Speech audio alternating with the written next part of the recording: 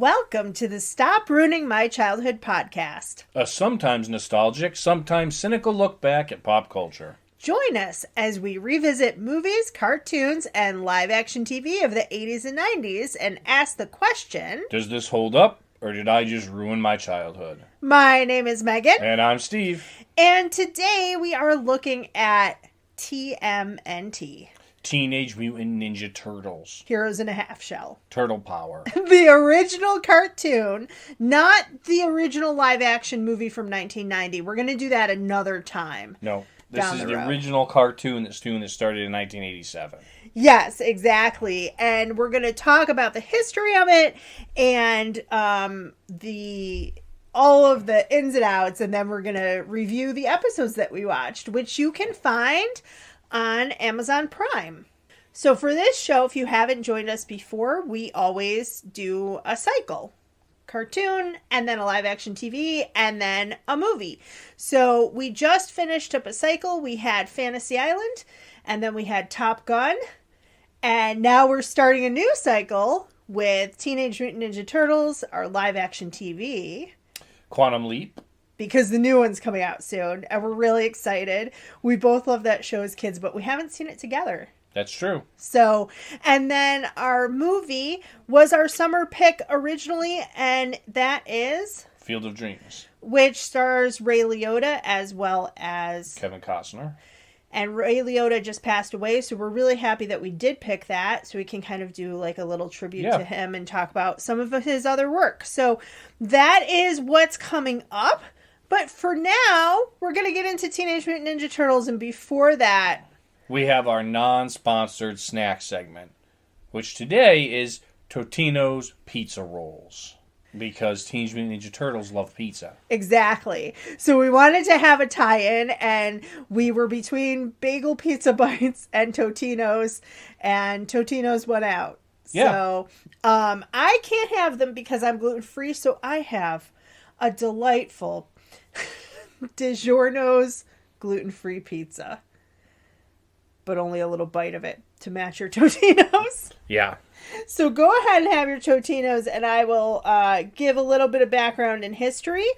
Rose Totino and her husband Jim, they started a takeout pizza place in Minneapolis, Minnesota, and they started in 1951. So it was extremely successful, and because of its success, they started this frozen pizza company.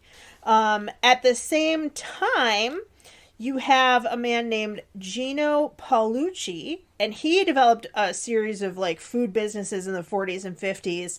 He did the Chungking line of Chinese foods, and he, in 1968, he developed also pizza rolls with like a little egg roll, basically, filled with pizza ingredients, kind of playing off of the Chinese food, thing. Yep. Yeah. So Gino Paolucci's business in 1985 was sold to Pillsbury, and around the same time the Totino's business was sold to Pillsbury.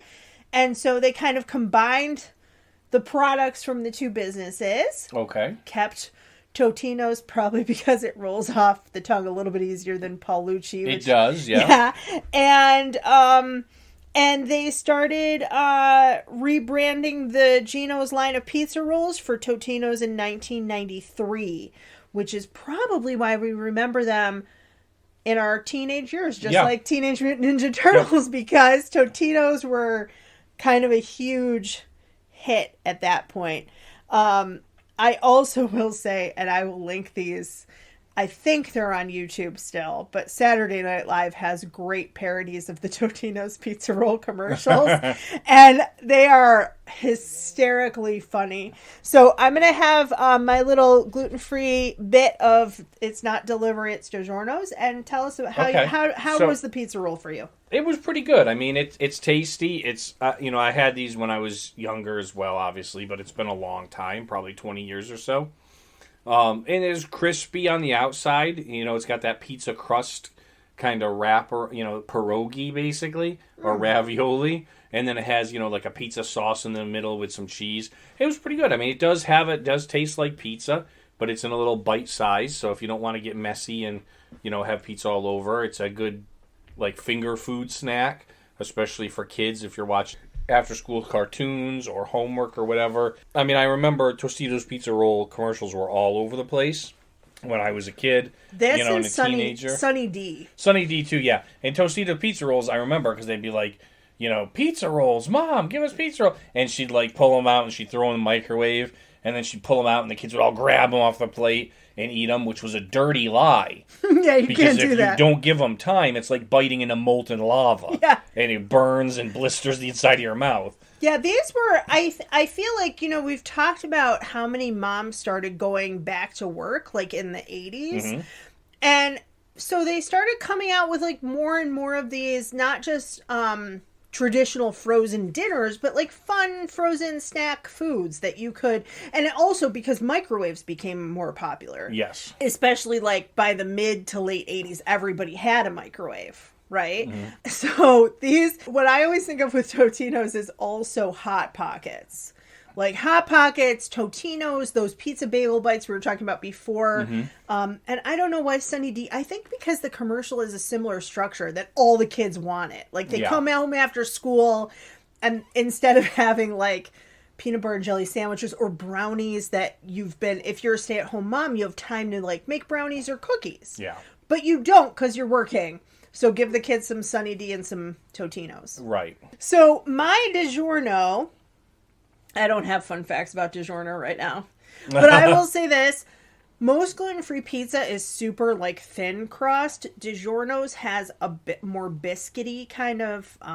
It's thicker, a little bit more. Yeah, it's a thicker crust, and it's just a nice break. It's really hard to find DiGiorno's gluten-free pizza, but they had it today, so... Yay. Good for Megan. I got a nice little treat. So... what are we? I would say that we would vote out of pizzas for Teenage Mutant Ninja Turtles, but I guess we don't want to cut a turtle in half. Turtle shell or let's go. We could go pizzas. we're rating Totino's out of pizzas. Yeah, that's fine. Okay. So, sorry guys, we did not talk about this ahead of time. We never do. This is always a spur of the moment decision. So we always rate based on something that is related to what we watched. Right. So it's 1 out of 5 for the snack, 1 out of 10 for the show. Yep. So Steve, you are the sole rater today for your Totino's. Right. I am giving Totino's 4 out of 5 pizzas. Okay, that's a pretty good score. Yeah, they are very good. They're easy to pop in your mouth, especially while you're eating or something like that. It's not a messy food. The only reason it's not a 5 is because you do have to give them a cool down period, or you will scorch the inside of your mouth. I'm finding out so much about it because in other areas you're such a patient person.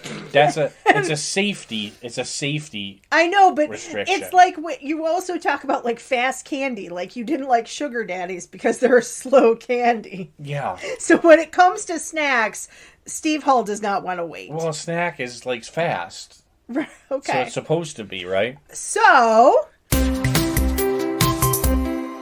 Yeah. 4 out of 5 pizzas. 4 out of 5 pizzas for Totino's pizza rolls. Exactly. Okay. All right. Nice. Let's get into it. Steve, can you give us a summary? So, brief summary. And for those of you who have not listened before or are new, what we do is I give a brief summary right now, and then Megan talks about some history and fun facts, and then after our commercial break, we come back and we do a longer recap of the episodes. Yeah. So a brief summary of Teenage Mutant Ninja Turtles, if you've never seen it, is Teenage Mutant Ninja Turtles are 4 mutated turtles who became teenagers, and they were raised to be ninjas by their adopted father, Splinter, who is a person who was mutated to a rat. And they basically stop crime in the city, and it's in New York City, and they basically stop crime mainly from the Foot Clan, which are a group of evil ninjas run by Shredder, who is like their master. And he has a little bit of history with Splinter, so it's like a rivalry. And they're all human-sized. Yes, they're human-sized. Just to be clear. Yes, yeah. They were exposed to some kind of a mutagen that you basically are mutated with whatever the last thing was that you touched. Splinter, as a person, as a man, had touched the turtles, so they got mutated with people. Mm-hmm. And he had last touched a rat, because they lived in the sewers, so he mutated with a rat. So that's basically what it is. But there's 4 of them, and they have, as the introduction talks about, they're very specific personalities and roles. Mm-hmm. They were named after Splinter's favorite artists. So you have Leonardo, Donatello, Raphael, and Michelangelo. Leonardo is kind of the leader. Donatello is the inventor. Raphael is kind of like the cool but rude guy, as they mention in this song. And Michelangelo is kind of like the lighthearted party surfer kind of guy. And they all use distinct weapons as well: sword, bow, nunchucks, and sais. Okay. So, and so that's basically the recap. Every episode of the cartoon is the Teenage Mutant Ninja Turtles trying to stop crime or stop the Foot or Splinter specifically. Or I'm sorry, of Shredder specifically. Yeah, I get those two mixed up as well. Yeah, well, they're both S names, and they're both the leaders of each group. And they're both verbs. Yes, that's true. They're both S verbs. And they kind of also, they can be used as synonyms, which is kind of interesting to me. The history of this, as we mentioned, it started out in 1986, but the comic book was actually published in 1984, so a couple years before that. And essentially, so we talked about Fantasy Island a couple of weeks ago. Yes. Right? And that started out as a joke. This kind of started as a joke as well. Artist Kevin Eastman, he was just kind of drawing with his friend. Yep. And he did a little drawing of a turtle holding a pair of nunchucks. And his friend Peter Laird was like, why don't you make more turtles, but each with their own weapon? Uh-huh. And the two of them come up with the very easy to pronounce title, Teenage Mutant Ninja Turtles. And they put out this comic book in 1984, and the original was black and white.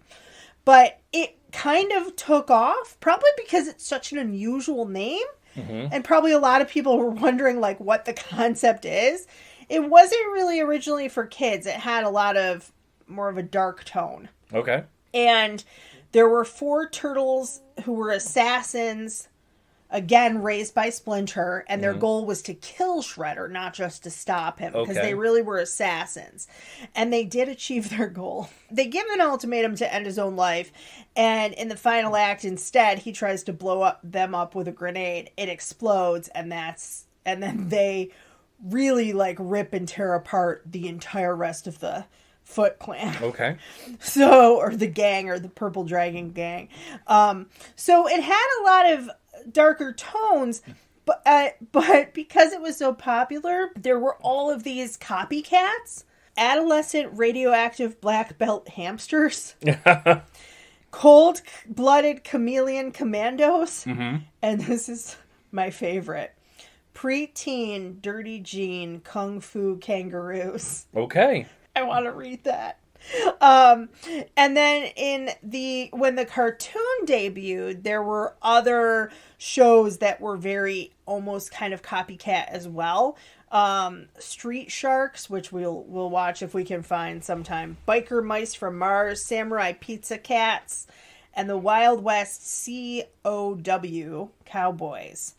Of the Moo Mesa. Oh, gosh. But essentially what happened is, because it was so popular, followed in the line of He-Man and G.I. Joe and Transformers, and they basically were advertising toys. Yes, they basically were advertising toys.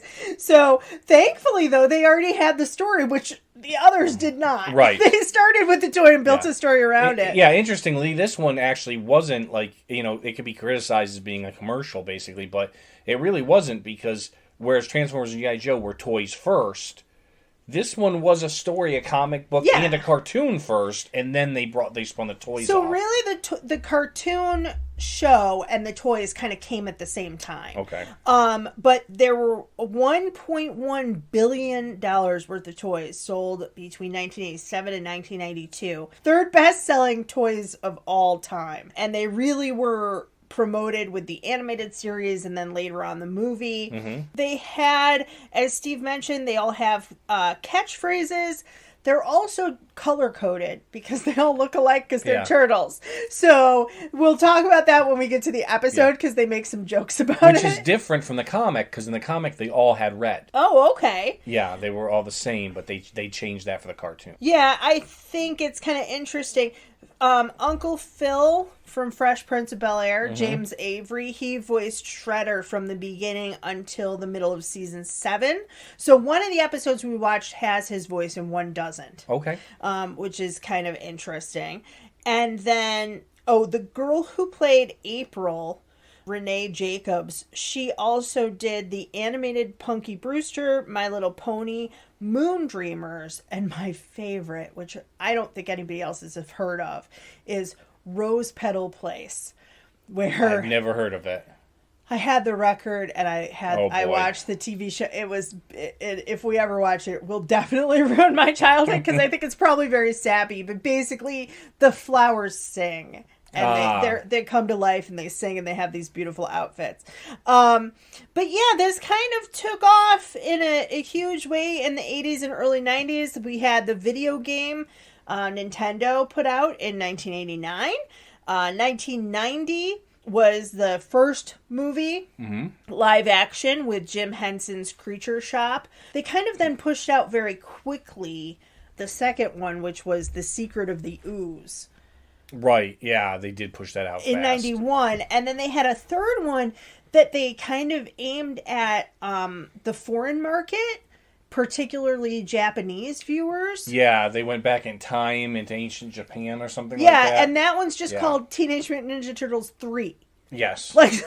And what's interesting is, we talked about Corey Feldman with Dream a Little Dream, and eventually sometime we'll do Goonies and maybe Stand By Me.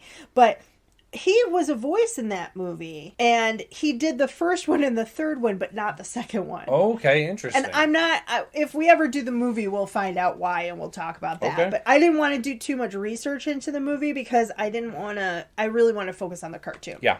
So those are some fun facts about Teenage Mutant Ninja Turtles. The great thing about this show is it went on for a long time. There was 10 seasons, 193 episodes. And there's been 4 animated reboots. There was one in 97, one in 2003, one in 2012, and one in 2018. Yeah, and also, was there one in 2014? 2012 I have. I didn't have it in 2014. 2014 is the other live-action movie, the Michael Bay. Right. So the woman, Renee Jacobs, I forgot to mention this, who does the voice of April in the cartoon, she plays, I think, April's mom in either one of the cartoons or the live-action movie. And I'm not sure which, because I got the date 2014, but I'm not sure if the 2012 series was still going on, it might have been for that. Yeah. So I just think that's kind of fun. It is. And if any of our listeners are from the UK... Oh, yes, I forgot to mention this. Yeah. So, yes, if you're from the UK, no nunchucks. Well, also, if you're from the UK, it's not Teenage Mutant Ninja Turtles. It's Teenage Mutant Hero Turtles. Yes. It was changed because the British Broadcasting Company felt that ninja had too violent of a connotation for a kid's show. So they had to change the logo, and every episode that had Michelangelo with nunchucks, because nunchucks are also a censored item from the Prevention of Crime Act from 1953 in Great Britain. But they didn't censor the samurai sword. No, nunchucks and shuriken, or throwing stars.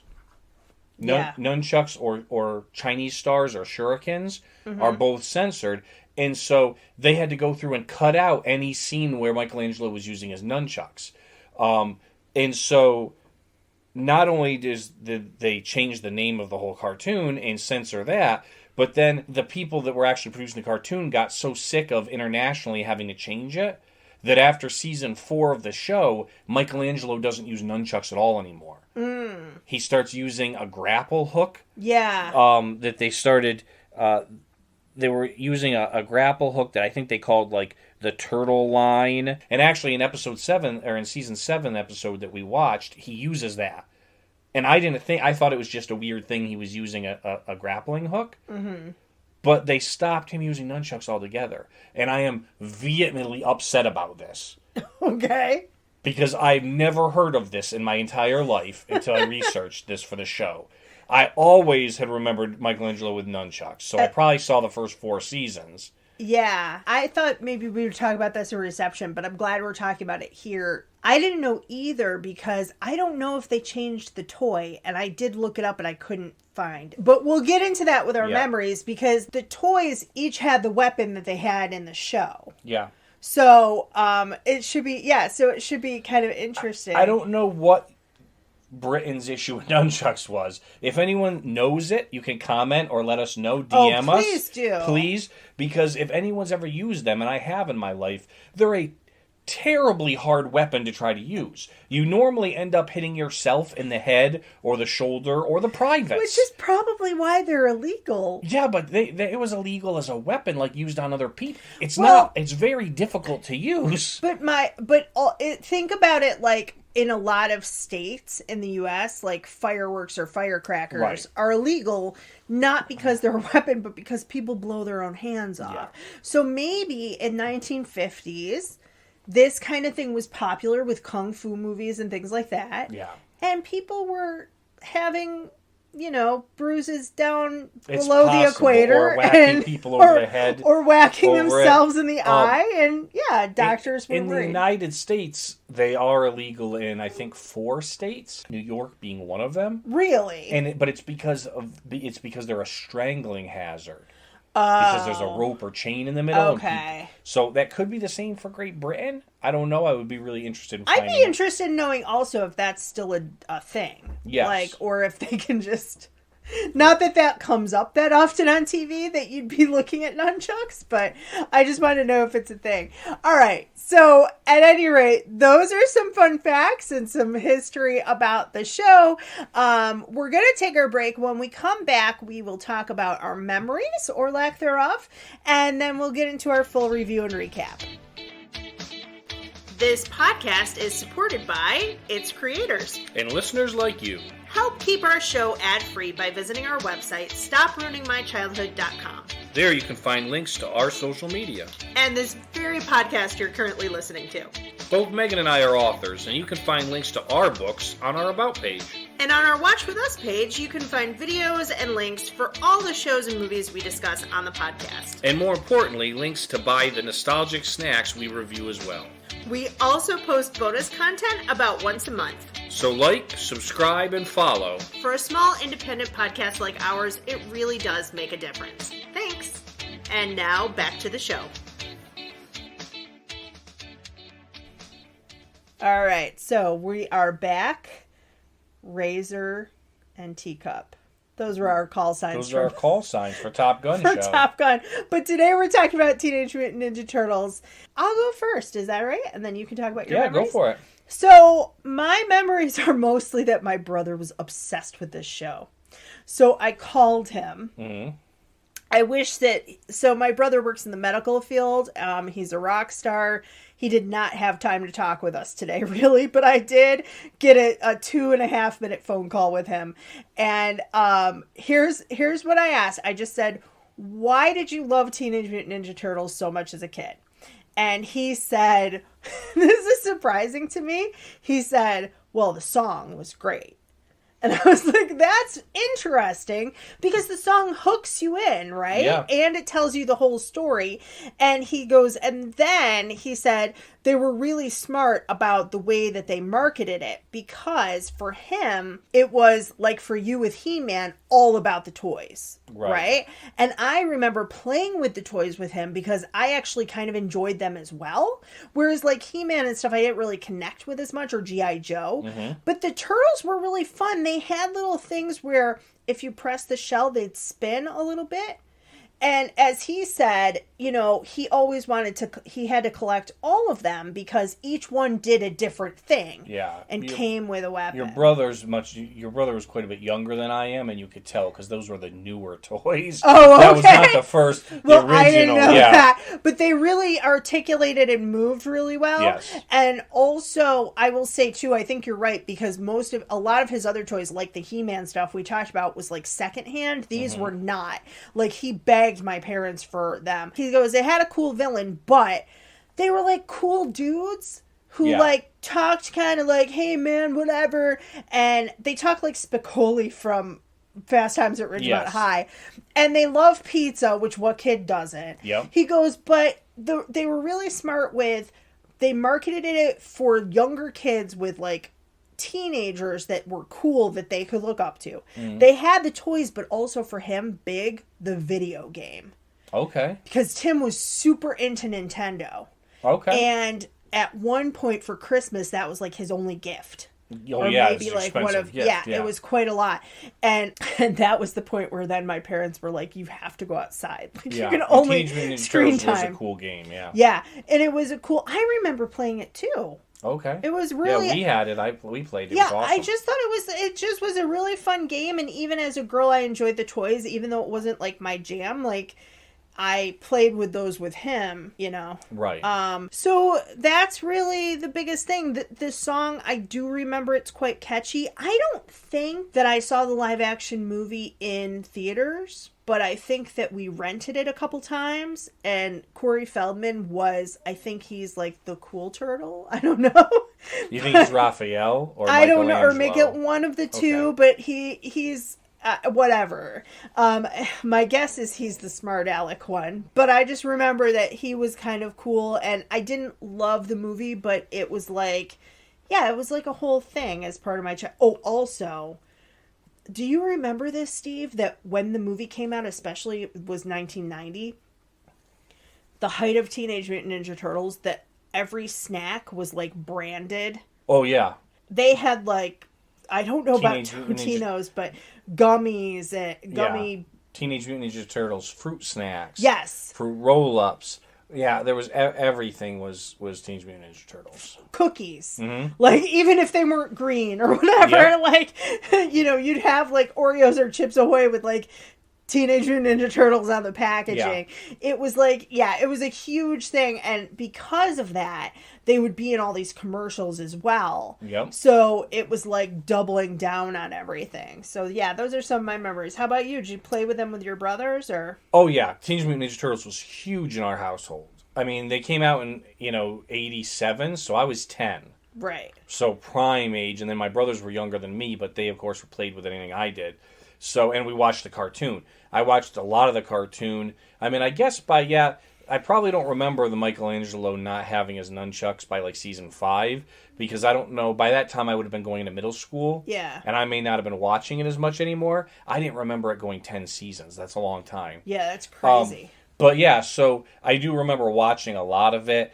We played with the toys. We had a lot of toys. We had the Teenage Mutant Ninja Turtle dress up. Wait, what? There was it was like for Halloween or for every day? No, just for playing. Okay. Every day. And it came with the colored headband. All right. Which was attached to like a green plastic nose. No. Yep.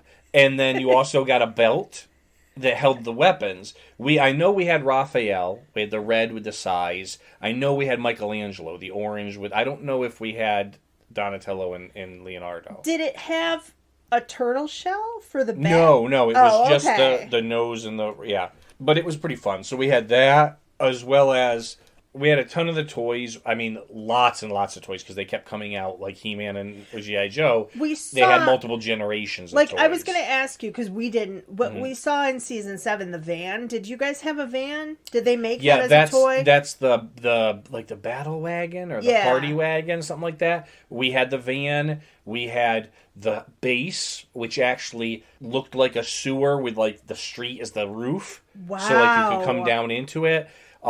We had a lot of the stuff. I didn't even know the base existed as a toy. Oh yeah, it was a 2-level thing. It was awesome. And then like we watched the movies. Like we had a number of the movies on VHS.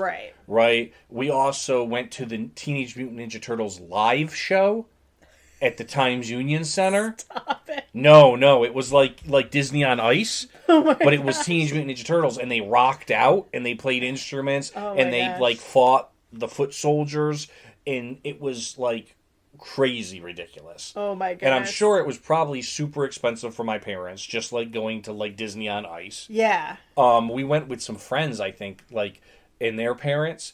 But, oh yeah, we were big time. I mean, we were super Teenage Mutant Ninja Turtle fans. That is fascinating. The only show that we did like that, we went to Sesame Street Live. Mm-hmm. And the theater had to be evacuated halfway through because there was a fire backstage. They were up against, I don't know if you guys had this restaurant because I don't think it exists anymore, but Swiss Chalet. I'm aware of it. We did not have it. The theater was up against in Buffalo. It was up against, shared a wall with Swiss Chalet. And Swiss Chalet had like a grease fire. The wall caught fire and then it caused smoke, and then they had to evacuate the theater, so I never got to see Sesame Street Live. Was it like a theater you go to see like a play at? Yeah, was it Shay? I think Shay's in Buffalo, but it wasn't. I think I didn't go to Disney. I didn't go to Disney on Ice, but I went to something else on Ice, but I can't remember what it was. But sometime we'll have to revisit Sesame Street. Yeah, Teenage Mutant Ninja Turtles was at, and I say the Times Union Center. It wasn't even called that. It was called the Knickerbocker Arena back then.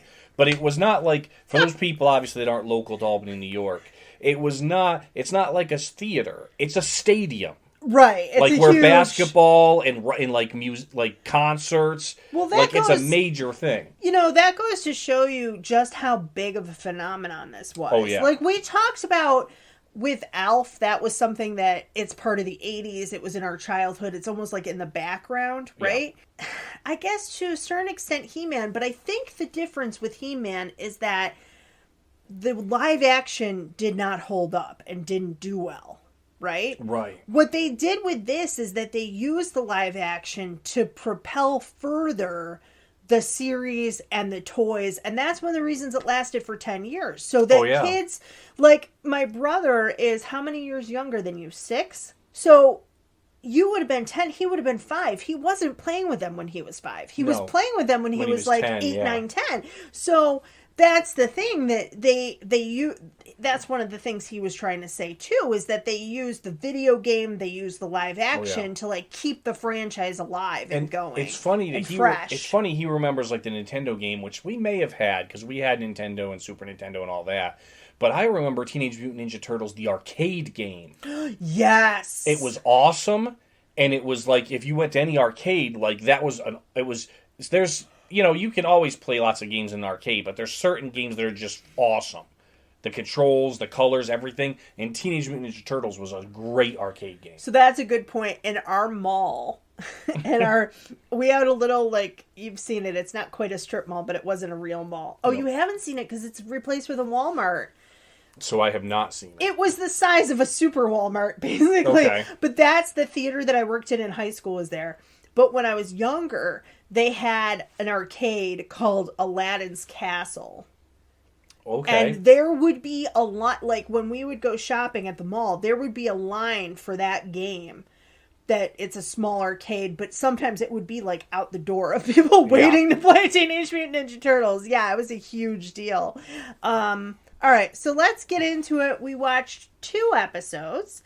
The first was my pick, which was Turtle Tracks, the pilot. Yep, season 1, episode 1. Turtle Tracks, I think, also is an ice cream. It sounds like Moose Tracks. Oh, you're right.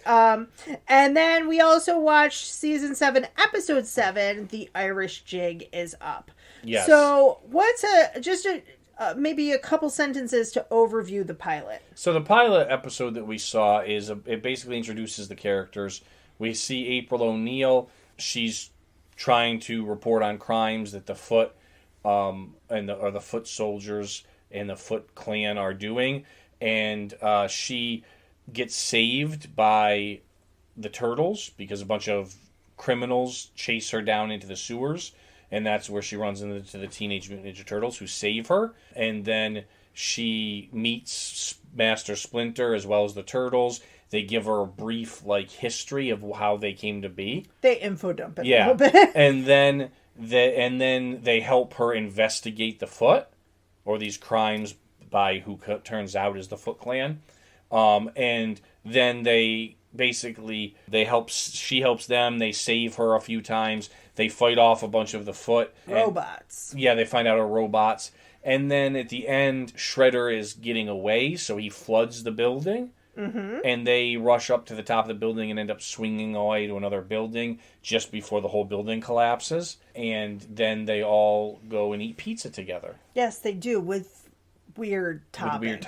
Yeah. So that's the overview. So let's I guess look at some of the scenes. I will say, so let's start off with this song. My brother was right. This is... I like this song, and I'll tell you why. Because Teenage Mutant Ninja Turtles is a mouthful. Unless it's set to music, and then it becomes quite memorable, right? I liked that they kind of spelled out each character.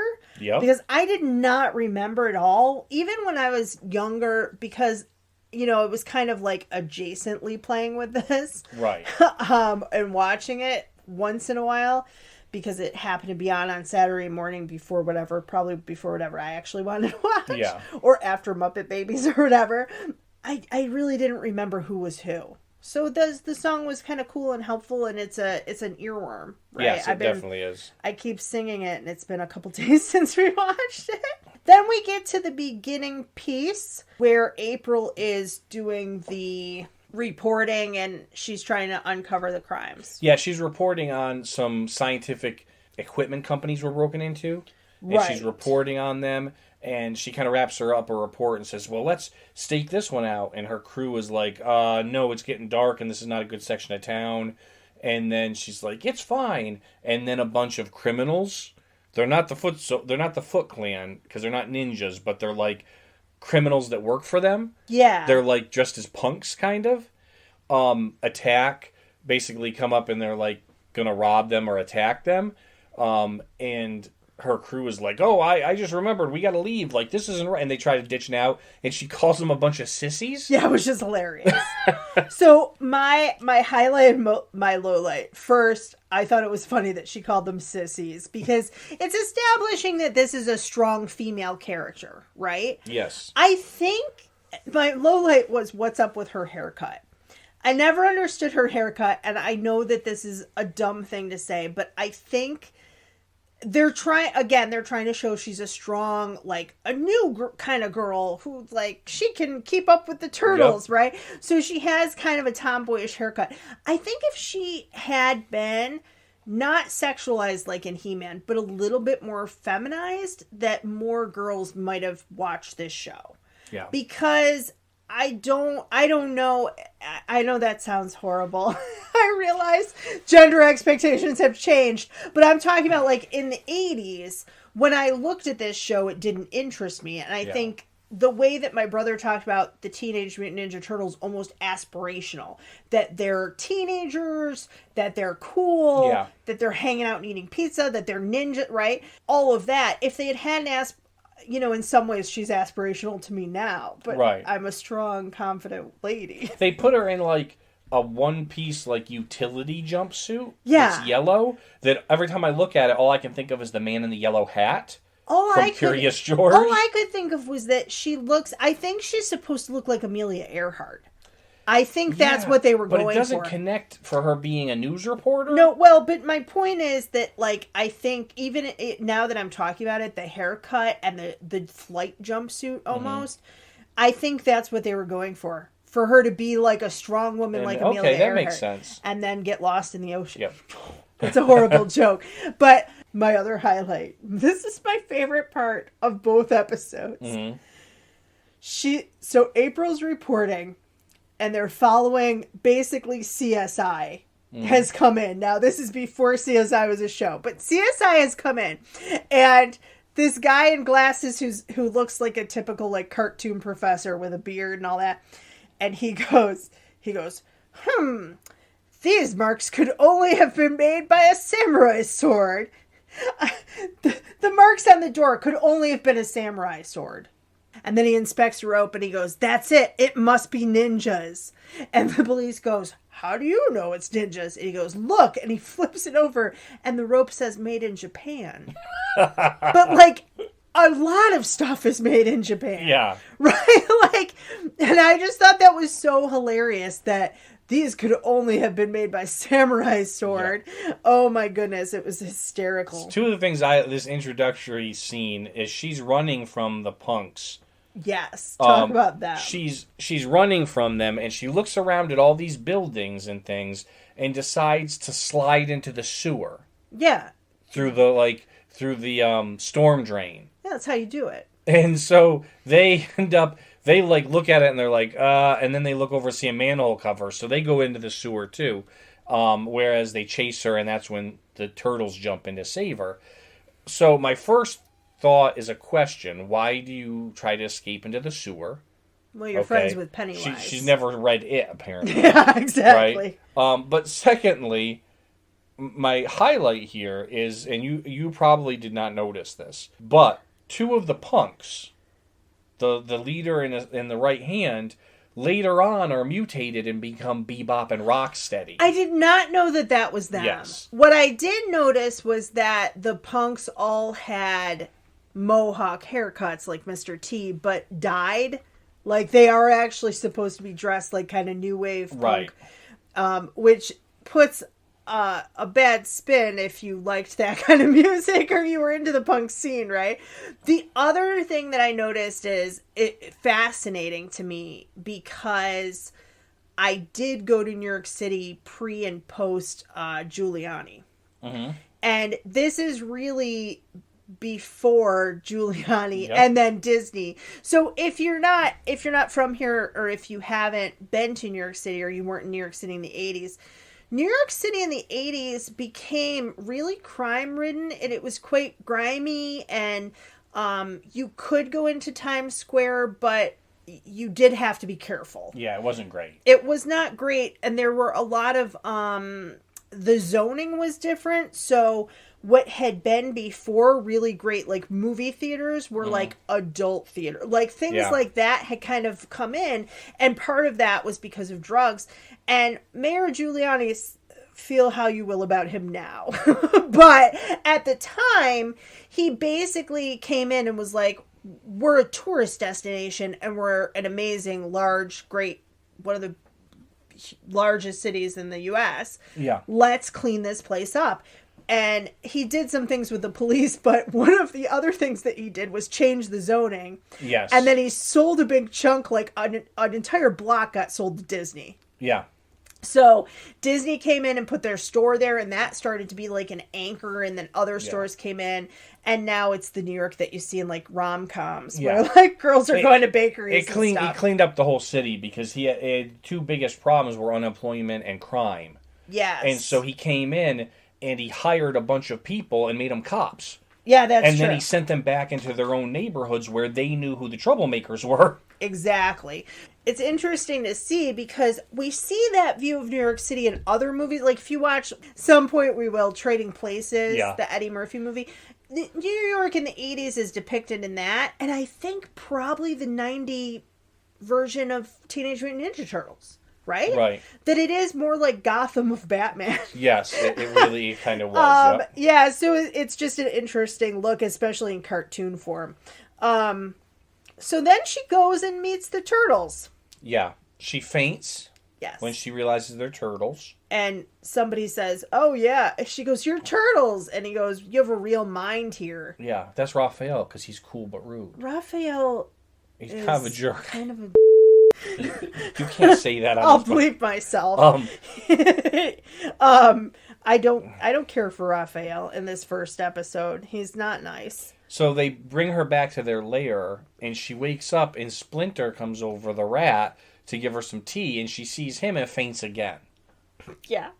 And then they're like, let's have a snack. And they eat pizza with ice cream on top and jelly beans and sardines. Like, it's all like very... It's very weird pizza.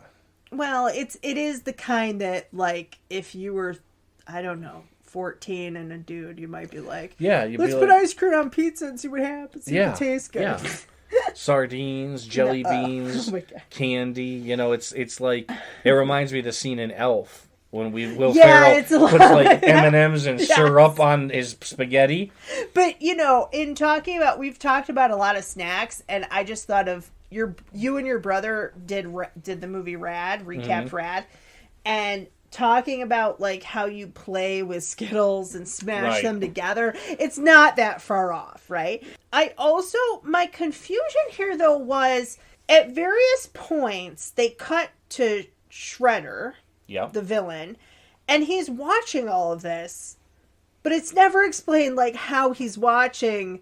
Like somehow he has cameras everywhere. I don't know. That's what I was wondering. In the sewer, he's seeing what they're talking to April about, and they just beat up all of his guys, and they're all unconscious. So it's not like his guy has a camera on him. No, and also that we at first we just see his hand, which is very much who's the villain for Inspector Gadget? Do you remember? Oh yeah, the doctor with the cat. Is it Dr. Evil? No, it's not Dr. Evil because they parody it in Austin Powers, but the evil guy with the cat and Inspector Gadget, we only hear his voice and see his hands too, right? And I wondered at first if we were not going to see Shredder, but then we do, and he has a mask kind of like Cobra. Mm-hmm. At the end of the episode, he takes off his mask. Yeah, because you know who he is. Oh. Because you saw him in the flashback. Right, but does he ever... I wonder if we watched more if he ever takes that off again. Not a lot. He really doesn't too much. Yeah. It's usually on all the time. But do you remember, did the toy have the ability to No, you couldn't take it off. It was toy. fused, right? Fused, just like Cobra's? Okay. Yep. So, yeah, but that was my... I was like, how is he watching all of this?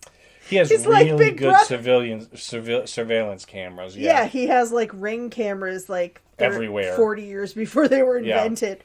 So then we have kind of an info dump, but this is the episode that tells us their origins. Yep. It is important, and you do have to info dump it because you have to, for this medium, get it into one episode. Yeah. So I can forgive that. It's a kind of a long story. And a confusing story. Because we have Splinter's story first, and then how he came to have the turtles, which that part is also hysterically funny to me. Right. And then how the turtles and how he became mutated. Yeah. So it's like a 3-part... Right. It's a 3-act story in 1 act. Yeah, he basically explains everything. Yeah, how he was actually like part of the Foot Clan, trained people and things, and then Shredder was like his contemporary and his rival, and he was basically set up by Shredder, was thrown out because Shredder made it look like he wasn't respecting their master. He was thrown out. He went penniless to New York City and lived in the sewer. Yeah. Which until he found he found these pet turtles that were flushed, basically like lost down the sewer drain. A kid is carrying them like in a little aquarium, like he's just gotten them for pets. Yeah, and he trips and they all fall into the sewer. Yeah. And then Splinter, who has a different name at this point, is like, "Oh, new friends." Yeah, because he's only been friends with the rats. Right, and then one day he sees that some kind of like chemical has washed down into the sewers and it's all over the turtles, and he goes to pull the turtles out, and that's how they mutate. And then basically that's the third piece is him training the turtles to be ninjas. Yeah, because that's what he does. Right. But also so that they can get revenge and find out the secret of the ooze to change their master back to a human. Right. Yeah, so he's training them to have this revenge. My question is, at what point did they eat pizza? Who knows, but they've gotten pizza. They've gotten their hands on pizza, and they love it. And they're having it, like, delivered. Well, you can't really cook down in the sewer, so it's probably the best. But who's delivering it? You'd be like, hey, deliver to the manhole cover, and I'll leave you money, and then you get it delivered. I guess it's contactless delivery for the 80s. So then they have this thing where they decide to finally go above ground. Yeah, they agree to help April investigate what's going on with the Foot Clan. Right. And what I love is that before they're in disguise later, but before they're in disguise, this little old lady is pushing a shopping cart and she goes, "Oh no!" And they're like, "It's okay, don't do that," or whatever. Yeah. And she goes, get away from me. And she pulls out like an Uzi. Yeah. And I'm like, that's 80s New York. That's New York. Like, that's just how it is. So April gets them hats and trench coats, and then one of them does a Humphrey Bogart impression. That's Raphael again. Who is that for? Like, what little kids are going to know Humphrey Bogart? And no parents, by this point, parents are just sitting for the TV kid. Hey, I'm not watching this with you. Teenage Mutant Ninja Turtles were trying to teach us culture. Stop. Don't criticize them for it. The culture of ice cream on top of pizza. So we get to the part, there are robots. That's interesting because they actually see the foot soldiers or the foot ninjas, right? Right. Who are dressed in black and purple and all ninjas.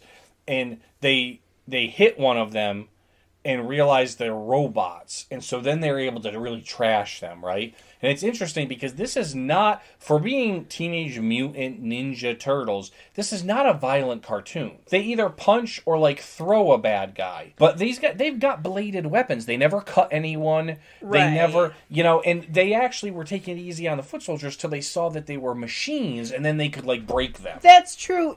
I was thinking it was a little bit like the A-Team.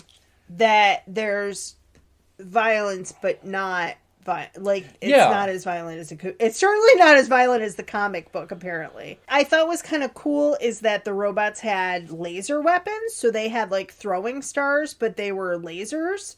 Yes. And one of the turtles is like, where'd they get these weapons, Mars? Then we see Cobra's watching this. Shredder.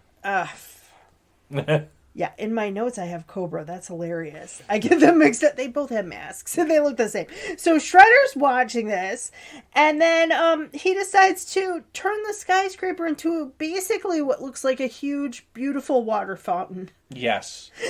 And they escape just in time with April before the building collapses. And Splinter says to them, well, you won this battle, and you were not defeated. To which the smart mouth one says, defeat, we don't know the word, because we didn't take time to look it up in the dictionary. And that's it. And then April eats bananas and sausage on pizza. Yeah. Not banana peppers. Bananas and sausage, right. Yeah. Because she's just going to like, hey, when in Rome. I think that they're getting... when in the sewer. Eat sewer pizza. Eat sewer pizza. I think they're getting this pizza from the garbage and just putting random... Hey, maybe... Who's to say?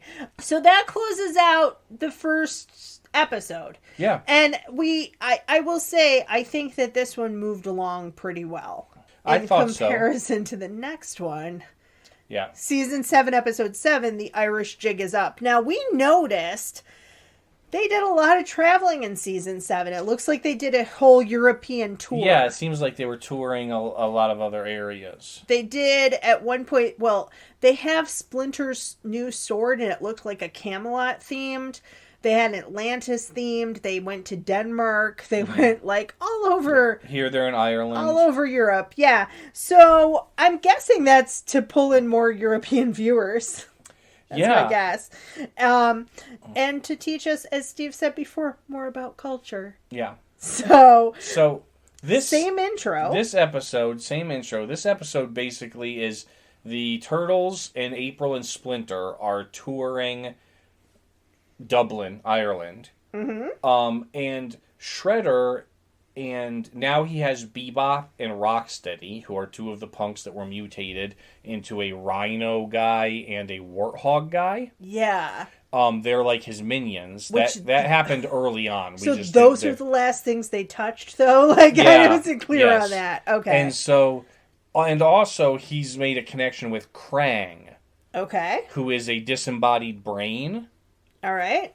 Who runs the Terrordrome, which is like their headquarters, right? Well, by season 7, all of them have like been exiled to this Dimension X, which is another dimension, and Krang can open portals to send Shredder and his guys in to mess with the Turtles. So is Krang from Dimension X, and he's somehow crossed over? Yeah, he's been sent there. Yeah, he's from there. Later on, they find out that Krang is actually he's from a race of like reptile, like dinosaur people. Yeah. Before he was disembodied. Okay. But yeah, it's interesting. What was the most interesting to me about this episode is that I remembered the brain in the jar with the tentacles. I remembered it on a different show. I did not remember it on this show at all. I don't know what show I thought that it was in. Maybe, like, I don't know why I thought Captain Planet and is there a character like this in Doctor Who?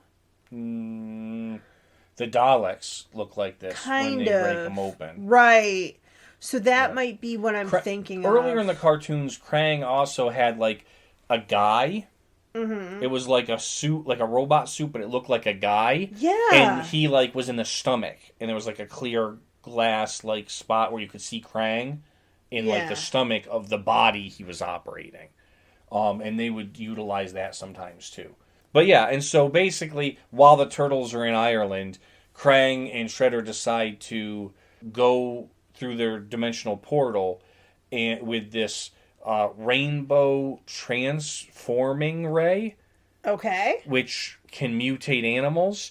And they're going to use that to drive the Turtles and all of the people out of Ireland, and then they're going to take over Ireland. We don't know why they're going to take over Ireland. It just seems to be their plan right now. Listen, it's a beautiful country over there. And we have some listeners in Ireland, and I'd like to go there someday. It's lovely.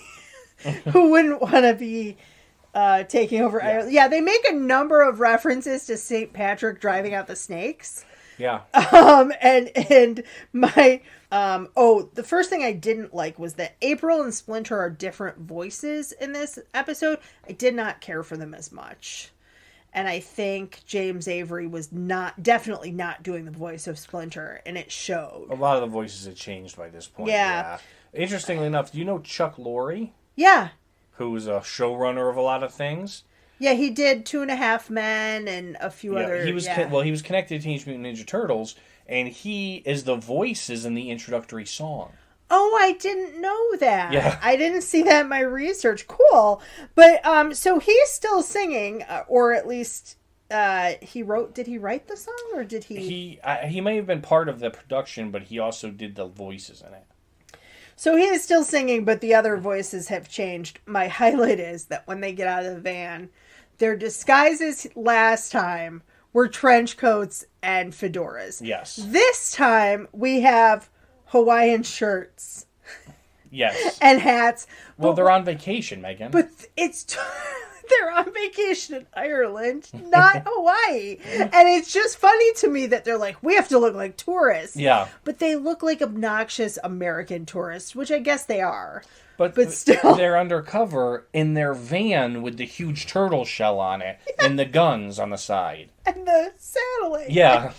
And the satellite dish. Yeah, I totally remember Krang, and I remember even the belly thing that you're talking about with the person that he and I didn't associate it with this show. It's just so funny. The pig and the rhino I remembered also. They remind me personality-wise of the two guys in Mighty Morphin Power Rangers who are... You know the ones I'm talking about. Yeah, I don't know them because I wasn't a Power Rangers person, but yeah. Mighty Morphin Power Rangers has kind of the same setup where you have two guys who are like bumbling idiots from their high school, and they're just bullies from their high school, and then they have like the actual people that they're fighting. Right? And it kind of reminded me of that. When the Rainbow Trans Charmer changes them into toddlers, I did think that was hilarious. Yeah. Because they're like, Uncle Shredder, take us for ice creams. Yeah. And they're like trying to hug and tickle the turtles. Whereas, because it changes your demeanor, right? Normally, Bebop and Rocksteady are actually like threats. Right. They're strong, they're big, right? They actually were in one of the Turtles movie, Turtles 2, Secret of the Ooze, Bebop and Rocksteady. But they are actually threatening, but now they've been turned into like cute, cuddly, like non-threatening entities. Yeah. My other confusion was they're in McGillicuddy Castle. Yes. And that's where they're coming for their their vacation. Yeah. But they make a bunch of jokes about how they're not going to clean the place up, even after their master Splinter asks them to. And I get that they're teenagers, but like you're also that's your sensei. Yeah. Do you know what I'm saying? So I was just like, they have no discipline. And then in my notes I put, and no honor. The language has changed here a lot, especially for Michelangelo. Yep. Cowabunga, dude. I know that was like his catchphrase. That's his catchphrase, yeah. And then he goes, April Falls, and he goes, gotcha, dudette. Yeah. No. April Falls, No. and he uses the turtle line and throws the grapple hook, and he swings over and grabs it. And at the time we watched, I was like, oh, they've got a grapple hook. That's cool. Now I'm angry. Bring back the nunchucks. Well, he couldn't have saved her with the nunchucks. Then April dies. But at least we have the nunchucks. No. My other highlight is that these sheep are mutated, and what do they do with the sheep? They ride them like horses. They ride them like they're cowboys. Yeah. And what's also interesting, I didn't like about this episode is a number of things change size. And when that happened, even though it's a cartoon, you need something for reference. Yes. So what happens is that the sheep change size, but in many shots, they're just on grass, so you can't tell how big they are. Yeah. Then the turtles run and jump on them. I'm like, oh, they're like huge. They're like horse size now because instead of sheep size. They're chasing the smaller sheep, but you see them separately. Uh-huh. And the same thing happened later when one of the turtles... Michelangelo got turned into became a giant. Yeah, and they go, he's bulked up. And I go, he's on a zip line. How can you tell? Yeah. There's no and there's frame a picture of him on the grass, but no one around him. So then he throws Shredder. Yeah. And at that point, you're like, oh, he's enormous. Yeah. But even if they had him, like, standing next to a tree and getting bigger to be the size of the tree, right. like, it would have made more sense. And that happened 3 or 4 times. Yeah. And to me, especially season 7, I mean, one of two things happens. Either you have more money to do better animation, or because you're making so much money, you're skimping on the animation to churn things out more quickly. Right. And that's what it seemed like was happening here, which annoyed me as much as you were annoyed by the nunchucks. So in the end, Shredder and Bebop and Rocksteady end up going back to Dimension X with their tails between their legs, like usual. Yeah. And the Teenage Mutant Ninja Turtles used the machine they had to transform all the animals back from monsters, basically. And Michelangelo says, I'm lean, but I'm still green. Yeah. I don't get it. They make him turn back. He's like, kind of just stay big. And they're like, you won't fit in the lair, Michelangelo. Yeah. And he's like, fine. My other thing before we close it out is that Raphael, who's the rude one. Uh-huh. He's not so much rude as like a bad stand-up comedian. He keeps giving one-liners, and everybody just looks at him. Even if they laughed, it would help. Right. But it just makes him look like he's making bad, like, dad jokes. Yeah. So, reception of Teenage Mutant Ninja Turtles. Okay, how did people... what did critics think of this show? Out of the top 100 best animated TV shows, Teenage Mutant Ninja Turtles is ranked 55th. Okay. By IGN. While the story diverged heavily from the original Teenage Mutant Ninja Turtles comic book, the 1987 TV series is largely the most notable and popular version of Teenage Mutant Ninja Turtles. The original, the one that we watched. Yes, the one we watched, the 1987 version, is it was hugely popular, as we kind of discussed earlier, right? It was phenomenal. It was basically became a cultural thing, right? Mm-hmm. Although co-creator Peter Laird has publicly shared his distaste of the show on numerous occasions, but even though he didn't care for the show because he felt like it was very kind of like childizing what was supposed to be like a gritty, dark story, he did acknowledge that it was extremely successful, and it was beloved by its audience. While he would have preferred a different approach to the material, he agreed that it may not have become as popular as it did the way that it was done. Yeah, that makes sense. The creators of Grease have said that too, that they wrote the stage show based on the guys that they knew that were in gangs, basically in the 50s. Yep. And then the movie softened them up and made them kind of doo-doo-doo. Like, they're kind of dumb and silly, right? Uh-huh. So it takes the edge off. But as the same thing here, I don't think it would have been as popular. Yeah, and it was beloved, and like I said, we've already mentioned it went international. We talked about Britain and everything like that. The Australian Council for Children's Films and Television accused the show of being a 30-minute toy commercial. Which is funny because we talked about that with like Transformers, G.I. Joe, He-Man. And I will say, I felt this had more story than any of those. Yeah, definitely. I agree. Well, I actually don't agree with He-Man. I thought that He-Man had some really creative storylines from the ones that we saw. Right. I thought that this had some pretty good story. I liked the first episode more than I did the second one that we watched. Yeah. Well, the second one was 7 years later, and I feel like they were really stretching for ideas. Well, yeah, and especially with the world tour, right? Right. So how did you feel about it?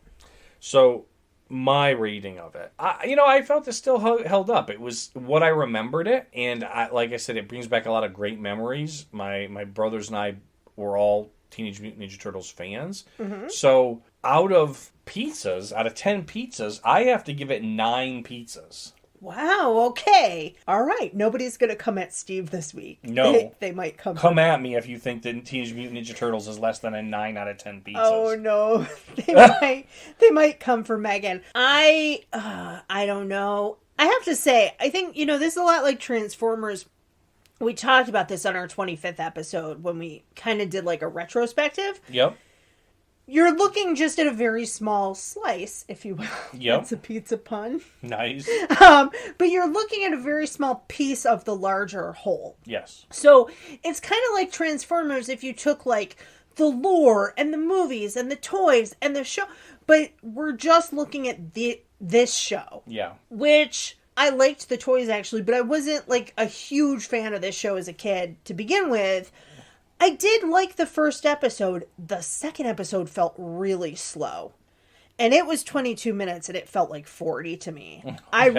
I did some of the research while we were watching it because I was just like, I think part of that is that editing was different in the 80s and 90s than it is now. And some shows like G.I. Joe had like quick cuts, fast action. This one really, it didn't have that same pacing. Right.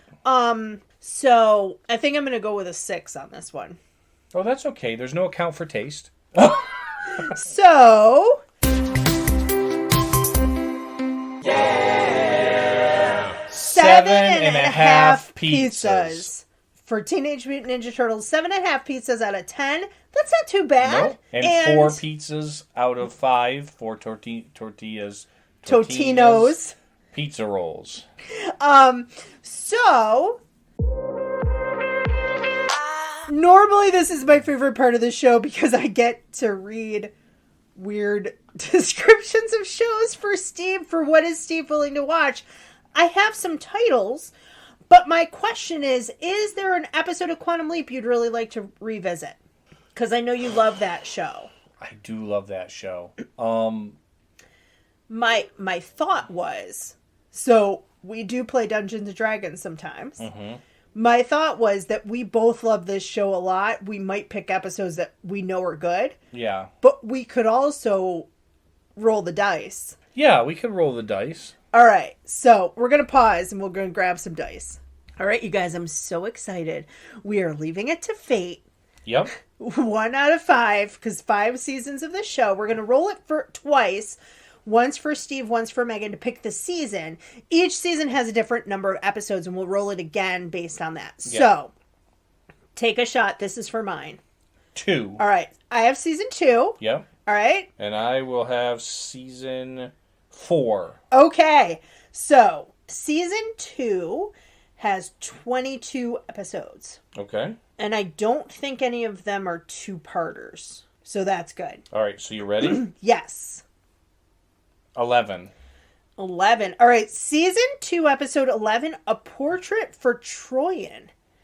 And I have to tell you, I don't know that I've seen that. Okay. And I thought I saw all of these, and I don't remember this. That should be very interesting. Season 2, Episode 11, Portrait for Troyan. And you have Season 4, Yep. which also has 22 episodes. Some of them are two-parters, but if they are, we'll take the closest. Let's see what we got. 3. 3 is Hurricane. Whisked back into the body of Sheriff Archie in order to prevent his girlfriend Sissy from falling victim to Hurricane Camille. Okay. Which is a hurricane and not... There's a boxer sometimes named Hurricane in some show. Right. And so I thought maybe it had to do with being a boxer. But it doesn't. Okay. So we have saving a girl from a hurricane in season 4. And in season 3, we have the world of the supernatural when Sam becomes a university ghostbuster. All right. So it should be a lot of fun. I'm super excited. And I also want to say we mentioned what we have coming up, which is Quantum Leap, of course, which we just talked about. Field of Dreams. We're also going to have soon a bonus episode, which was a request from a listener, Dave. One of our listeners on Facebook. I won't say his last name just for privacy. Okay. But one of our listeners on Facebook, Dave, had said, got a request for you. The classic animated special Cartoon All-Stars to the Rescue. I remember what a big deal that thing was when it came out. I remember it too. Very vaguely. I forgot about it until I saw his message. So we're going to do it as a bonus episode. We'll do it as a special, yeah. It's a quick 30-minute cartoon, and I think it'll be quite fun. So that's coming up as well. Stay tuned for all those things. In the meantime, subscribe, like, rate, and comment. And follow, and review, and all of those fun things. Thanks so much for listening, everybody. Have a great week.